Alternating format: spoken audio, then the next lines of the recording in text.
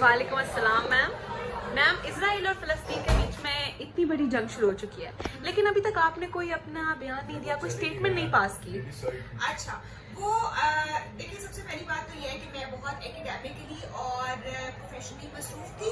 इस वजह से मैं चाहते हुए भी नहीं ध्यान दे सकी, कुछ भी बोल ही नहीं सकी हूँ। अब आप मुझे पूछें कि क्या कुछ पूछना चाहती है इसके हवाले से, क्योंकि आप पॉलिटिकल साइंस की स्टूडेंट भी हैं। Alright ma'am. मैम, अरब ममालिक की काफ़ी मेरे ख्याल में इसमें रिस्पॉन्सिबिलिटी बनती है, क्योंकि इमीडिएट नेबर्स भी हैं। और फिर आपको पता है, हम लोग बार बार मुस्लिम इत्तेहाद की बात करते हैं, तो जितना मैं नोटिस कर रहा था, काफ़ी सारी स्टेटमेंट्स तो आ रही हैं, बट डू यू थिंक कि जो अरब ममालिक हैं वो अपनी रिस्पॉन्सिबिलिटीज़ पूरी कर रहे हैं फ़लस्तीन वाले इशू में?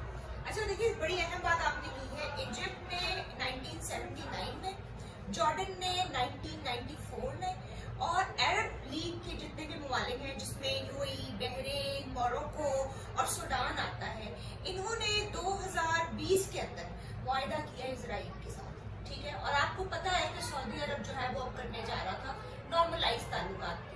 तो जब ये तमाम मुस्लिम ममालिक अपने आप को इन्होंने एक साइड लाइन कर दिया, या तो ये इजराइल से मुआहदा करते ना, ये बात कहती कि क्या आप 2 स्टेट सोल्यूशन जो ऑस्लो अकॉर्ड था 1993 के अंदर गालिबन हुआ था, उसके तहत क्या आपने कुछ किया है, या आप 2 स्टेट सोल्यूशन की तरफ जा रहे हैं या नहीं? इन्होंने तो कोई बात ही नहीं की। जब इन्होंने ये बात ही नहीं की, इन्होंने अपने आप को पार्शल डिक्लेयर कर दिया, तो इसका मतलब ये है कि फलस्तीन की आवाम को ये यकीन हो गया है कि हम खुद अपने राइट्स की जंग लड़ेंगे, हमारे बेहाफ पे कोई मुसलमान मुल्क हमें सपोर्ट नहीं करेगा।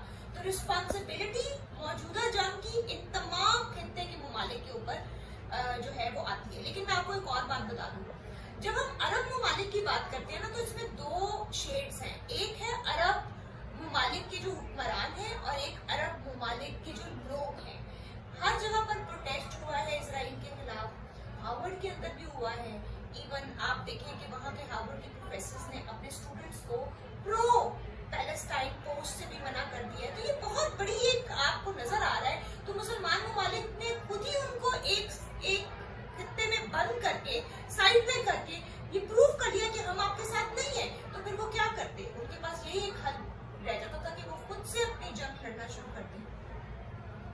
तो this is my take on it. आपने आम लोगों की बात की यहाँ पे, तो आपके ख्याल में, क्योंकि थिंग इज के we can not take arms, और हम लोग जो है ना, obviously we are the common people, हमारा पॉलिसी में भी गवर्नमेंट को इन्फ्लुएंस करने के लिए काफ़ी हद तक जाना पड़ता है।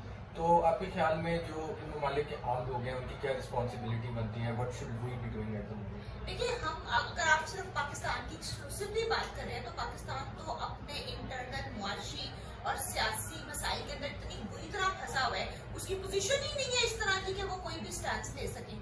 हाँ, अगर आप ये बात करते हैं कि मुसलमान ममालिक को क्या करना चाहिए, मुसलमान ममालिक कह रहे हैं, एक प्रेशर भी बिल्ड कर रहे हैं।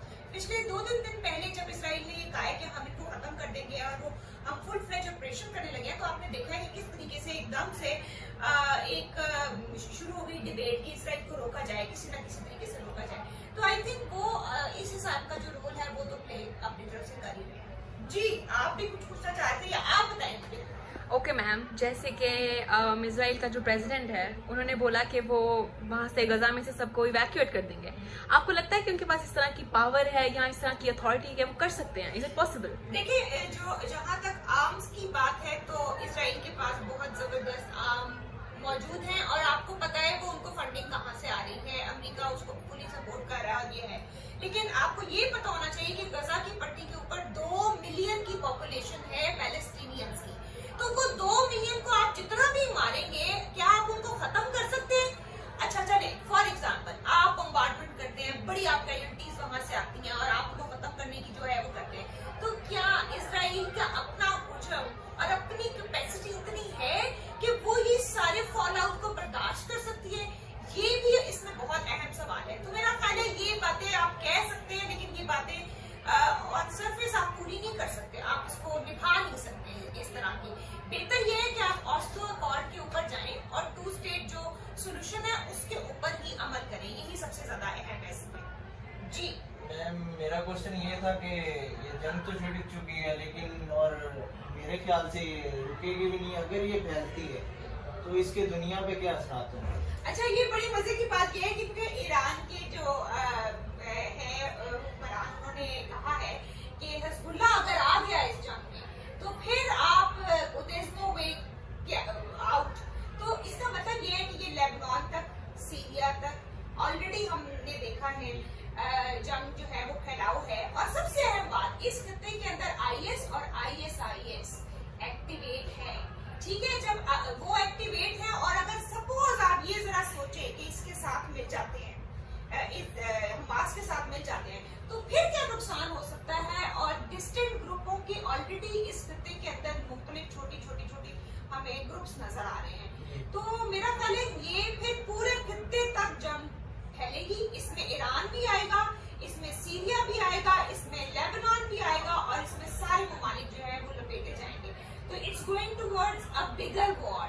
ये यहाँ पर स्टॉप नहीं करेगा अगर कोई बीच में सोल्यूशन उसमें नहीं आता। देखिए, ये वो दुनिया नहीं है जहाँ पर अमेरिका ने हमला बोल दिया, वियतनाम पे हमला कर दिया, अफगानिस्तान में कर दिया, इराक में कर दिया।